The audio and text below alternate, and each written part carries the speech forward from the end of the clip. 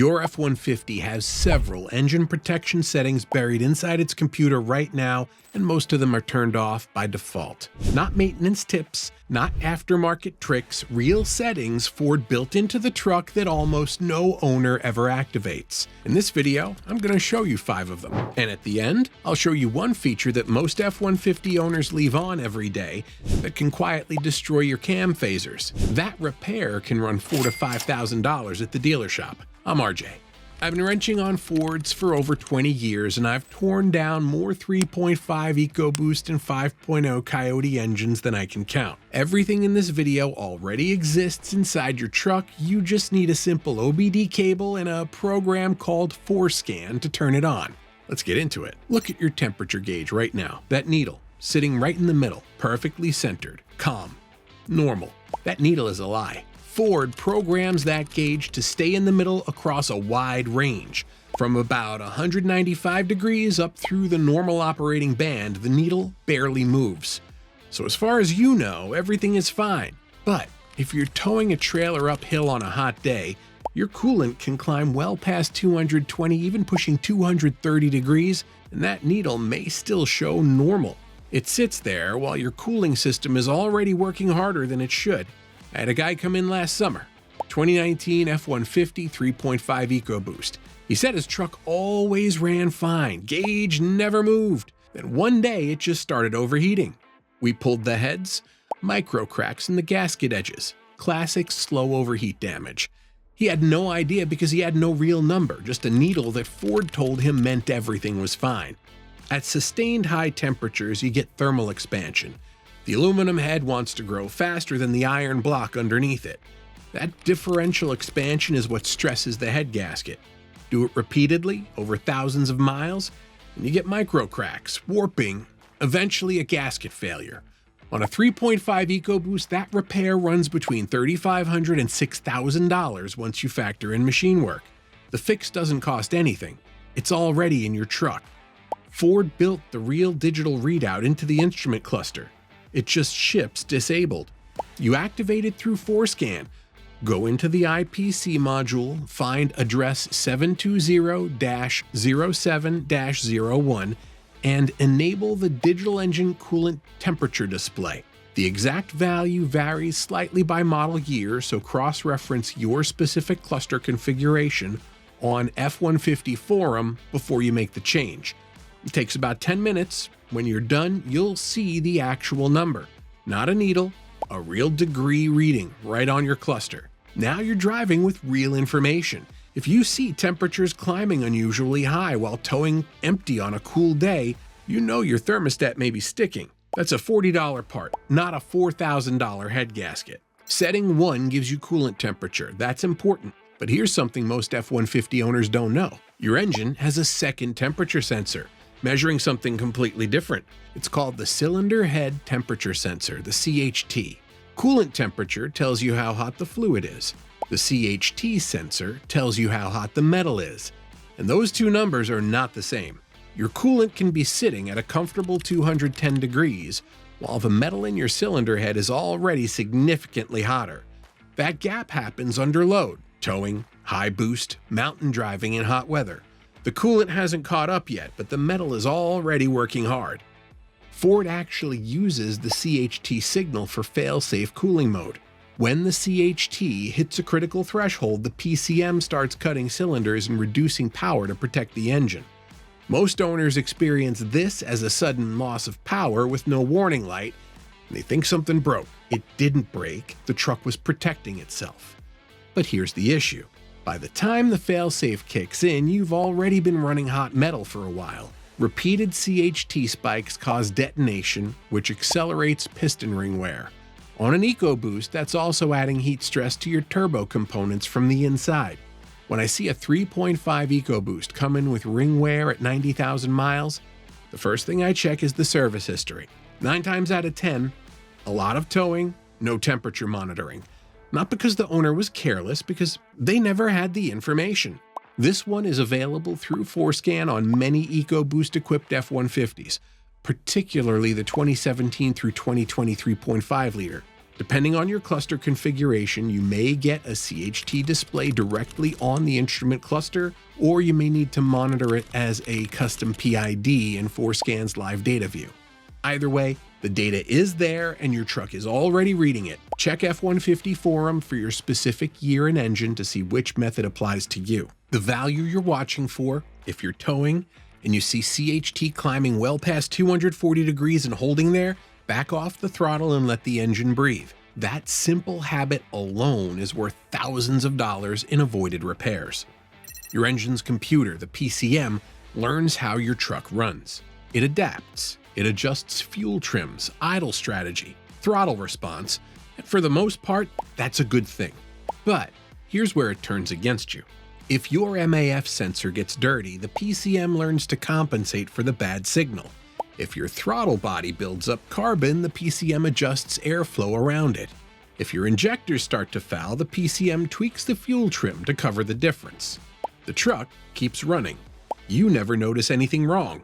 But under the surface, the computer is covering up a problem, adding corrections on top of corrections, burning slightly rich, idling slightly rough, and building up carbon on your intake valves every single mile. This is called adaptive memory drift. The PCM stores these corrections in what Ford calls keep alive memory, KAM. When you fix the actual problem, clean the throttle body, replace the MAF, put in fresh plugs, the PCM still has the old bad corrections loaded. It doesn't automatically reset. It keeps running those compensations even though the problem is gone.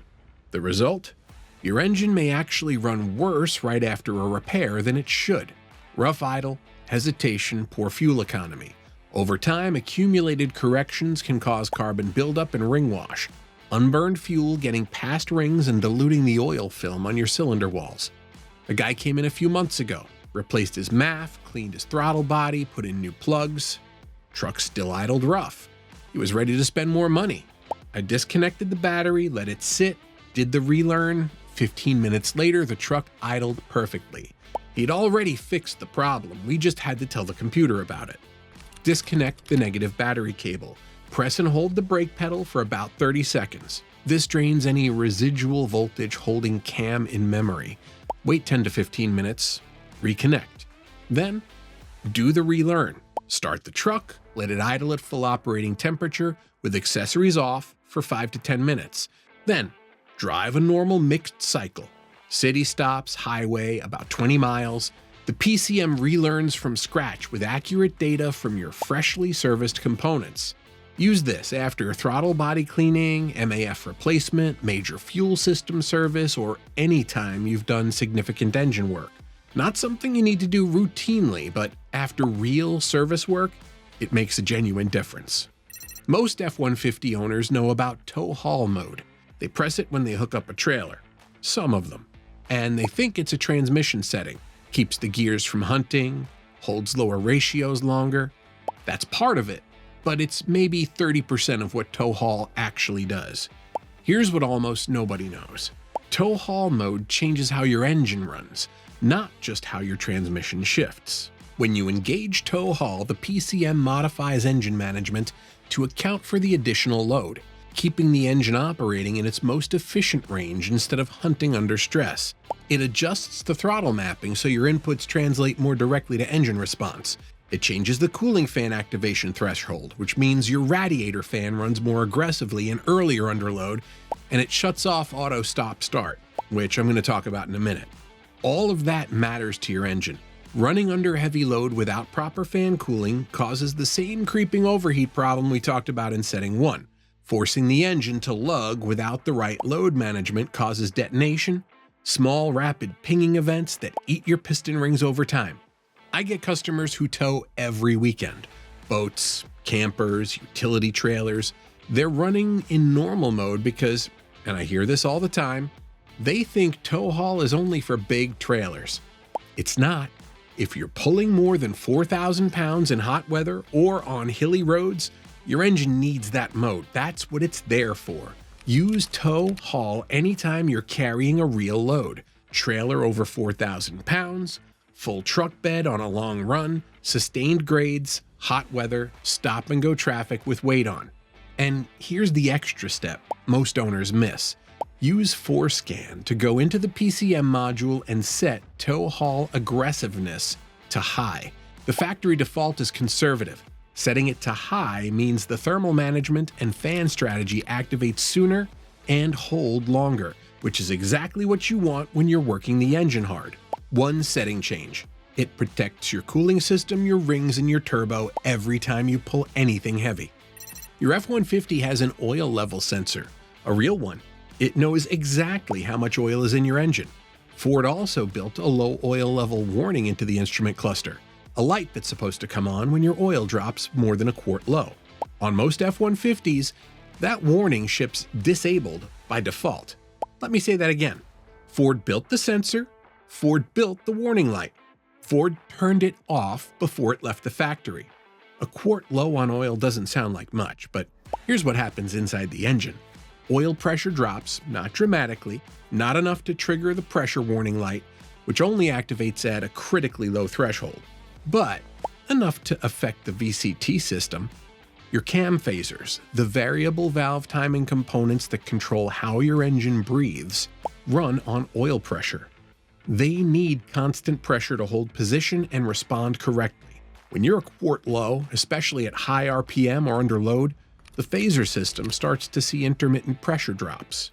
Over time, the phaser screens, tiny filters that protect the VCT solenoids, start to clog with debris from pressure fluctuations.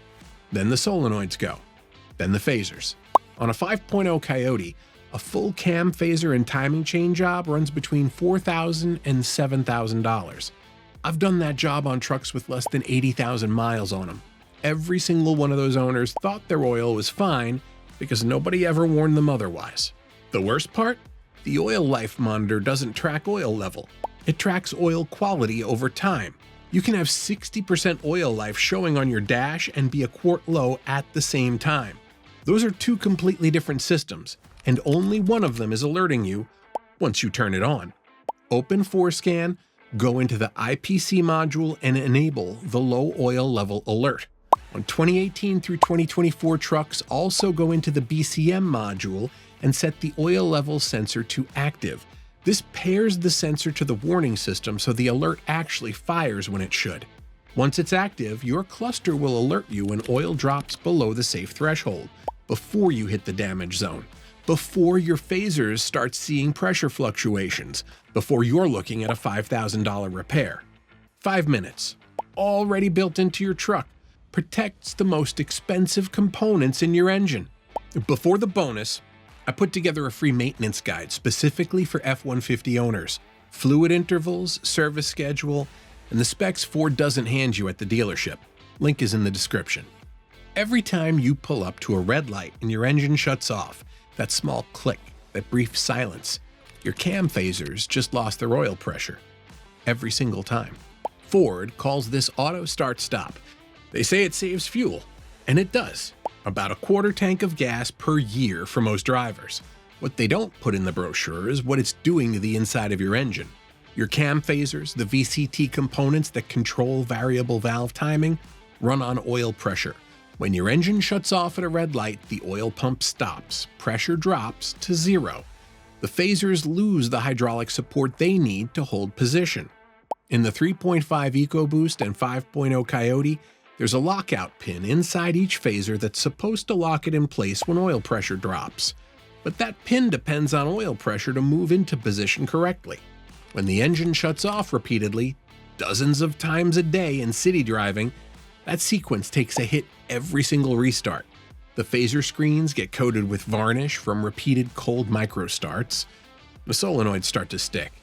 On top of that, when the engine restarts instantly, aggressively, the main oil pump takes a fraction of a second to rebuild pressure.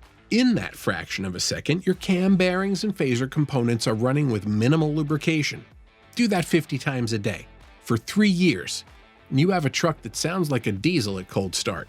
I had 2 trucks on my lift this week with phaser rattle, both under 70,000 miles, both used daily in stop-and-go traffic, both had auto start-stop on, factory default, and both owners thought that was totally normal. The quote on the first one was $4,200. The second one needs a full phaser kit with the timing chain. That's closer to $4,500. For what? A quarter tank of gas a year? Option 1. Press the button. There's a small button on your dash with an A inside a circle. Press it every time you start your truck. Your truck will stay running at red lights. The problem with option 1? That setting resets every time you cycle the ignition. Every single time. Forget one morning, auto start-stop is back on and your phasers take the hit. Option 2. The permanent fix. Use FORScan to go into the BCM module and permanently disable auto start-stop. The setting does not come back after ignition cycling. You disable it once, it stays off. Important note, on 2021 and newer trucks, some FORScan methods require adjusting the battery monitoring system settings alongside the auto start-stop parameter. Do not disable the BMS entirely. Just modify the auto start-stop setting in the BCM.